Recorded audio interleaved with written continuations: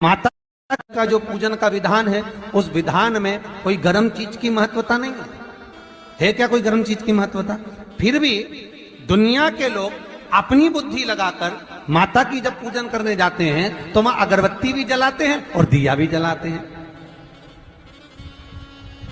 अब एक तरफ तो तुम माता को ठंडा पानी का भोग लगा रही हो, एक तरफ तो ठंडा भोजन चढ़ा रही हो, एक तरफ तो ठंडे का प्रयास कर रही हो, और ऊपर से माता को तुम दिया लगाकर अगरबत्ती लगाकर तुम माता को सम्मुख में गर्म तत्व को प्रदान कर रही हो। और फिर आकर कहती हो कि मेरा बच्चा क्यों बीमार पड़ता है, मेरे पति को आगे बार बार ये कष्ट क्यों आता है, घर में लोग चिड़चिड़े क्यों हो जाते हैं, घर में लोग क्लेश क्यों करते हैं, आखिर कारण क्या है? तो कारण तो तुम खुद हो कि जो चीज लिखी है वो ना करते हुए दुनिया जो कर रही है तुम वो करना चाहते। तुम भगवान की पूजन उस विधान से नहीं करना चाहते जो विधान शास्त्रों में।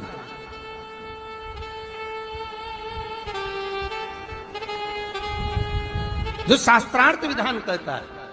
महाराज, शीतला माता की पूजन में कहीं ऐसा लिखा है कि तुम दिया लगाना, अगरबत्ती लगाना? शीतला माता की पूजन में लिखा है एक लोटा पानी लेना, उस जल में पुष्प आदि लेकर माता को ठंडा भोजन का सुंदर भाव से माता का स्नान कराकर पूजन करना, अर्चना करना, कुंकू चावल रोली मोली जो चढ़ा सकते हो, चुनड़ी वस्त्र आदि जो चढ़ाना हो चढ़ाओ। पर यह नहीं लिखा कि तुम दिया भी लगाना कि अगरबत्ती भी लगाना, क्योंकि गर्म तत्व वहां चाहिए माता। वो शीतल है, शीतला। और अगर तुम दिया लगा भी रहे हो, मान लो दिया अगर तुम लगा भी रहे हो तो उसके सम्मुख ना लगे, उससे दूर, बहुत दूर। ठंडे समय में, शीतल समय में शीतला माता ने ये नहीं किया कि रोटी बना के उठो और थाली लेके लाइन में लग जाओ। तुम देखना, शीतला माता की पूजन करने लोग जाते ना शीतला सप्तमी, शीतला अष्टमी पे, बस 11 बजे तक तो रोटी बनाती रहेगी, सामान बनाती रहेगी। 1-1.5 घंटा में ठंडा हुआ, 12:30 बजे उठ के सीधे लाइन में लग जाएगी, जल्दी से पूजन करके सो जाऊंगी, काम खत्म। शीतला माता ने भी सोच लिया, बस तूने मुझे बेवकूफ बनाया, अब रुक जा तू। 11 बजे तक भोजन बनाया, 10 बजे तक भोजन बनाया, 1 बजे रात को लाइन में लग गई पूजन करने के लिए। 1 बजे रात को न जाने किसने फैला दी कि 1 बजे रात को लग जाओ लाइन में, सुबह तक पूजन करके अपने घर आ जाओ, फिर आराम से आके सो जाओ। अब इतनी जल्दी क्या है भगवान के पूजन की? माँ की पूजन करने जा रहे हो, माता से लाड़ लड़ाने जा रहे हो, अपनी माता से अपने दिल की बात कहने के लिए जा रहे हो, अपने स्नेह की बात कहने के लिए जा रहे हो, तो धीरे धीरे प्रेमवश आनंद से माता की आराधना शीतल समय में, ठंडे समय में। ठंडे समय का मतलब है भीतर से ठंडे होकर, अपने भीतर से ठंडे होकर।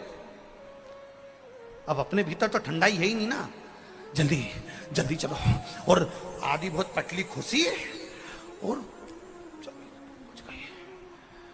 और ये कितना बड़ा कपड़ा थाली पे ढाक ढुका के लाइन में खड़ी है शीतला माता। शीतला माता, या हाथ में लोटा या हाथ में थाली, और इतनी देर में पड़ोसन निकल के बाजू में से जा रही थी और लोटा थोड़ा सा ढुल गया। अब यहां शीतला माता की पूजन करनी आई और ये हो गई चंद्र घंटा।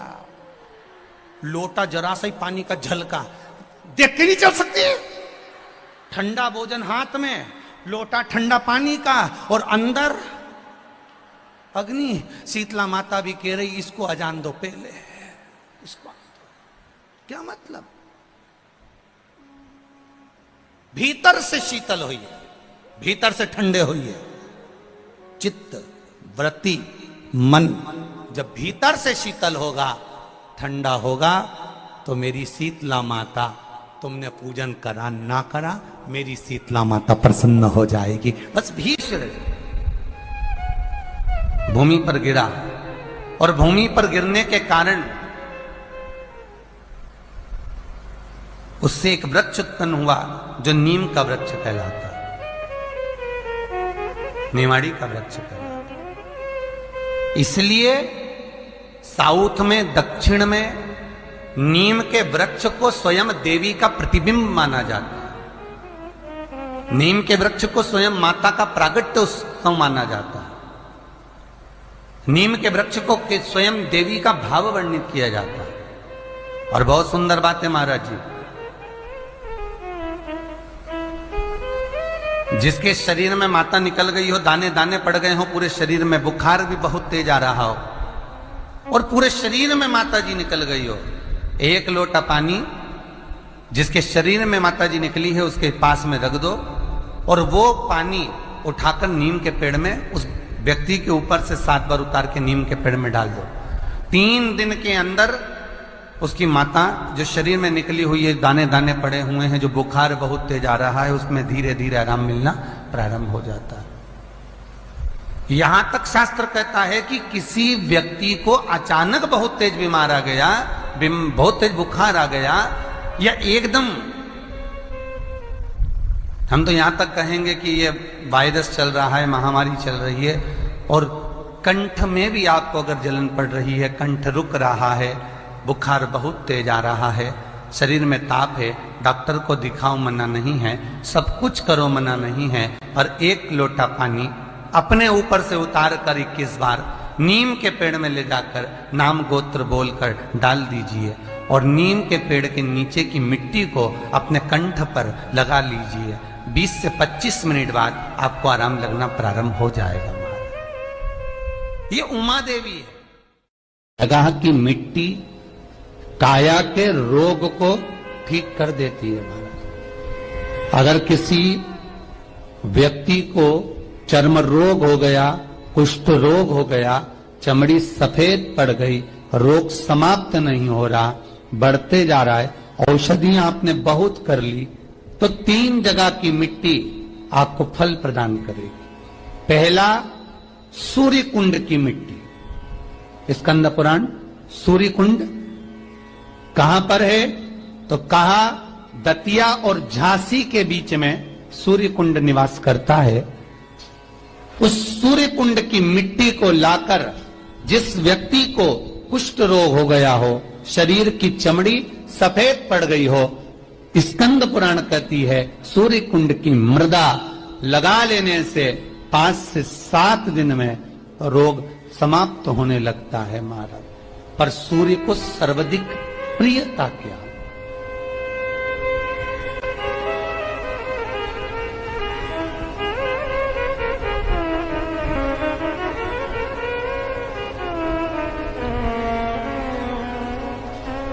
सर्वाधिक प्रियता सूर्य को क्या?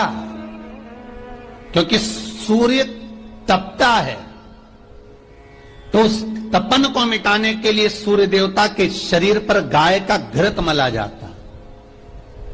जैसे शनि को तेल लगाया जाता है, सूर्य को घृत मला जाता है। इसलिए सूर्य कुंड का एक नियम है कि सूर्य कुंड पर से अगर हम मिट्टी लेकर आते हैं, शरीर पर लगाने के बाद जब शरीर का चर्म रोग समाप्त हो जाए, सफेद चमड़ी अपने वापिस रंग में आ जाए, तब आप जितनी कामना कर आते हैं उतना घी उस सूर्य कुंड के पास में डालना पड़ता है।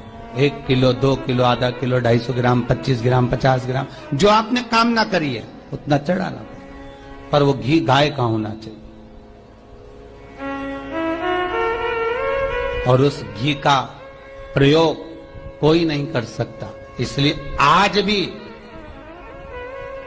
स्कंद पुराण में तो केवल सूर्य कुंड का वर्णन है, घृत का वर्णन है, पर स्थान आज भी झांसी और दतिया के बीच में जो सूर्य कुंड विराजमान है, आज भी वहां पर कुंड के पास में एक घी का कुआं है जिसमें घी डाला जाता है, पर उस घी का प्रयोग कोई दुनिया का व्यक्ति नहीं कर सकता। जो करता है वो शरीर में फपोले पड़ जाते हैं और बाद में सड़कर मर जाता है।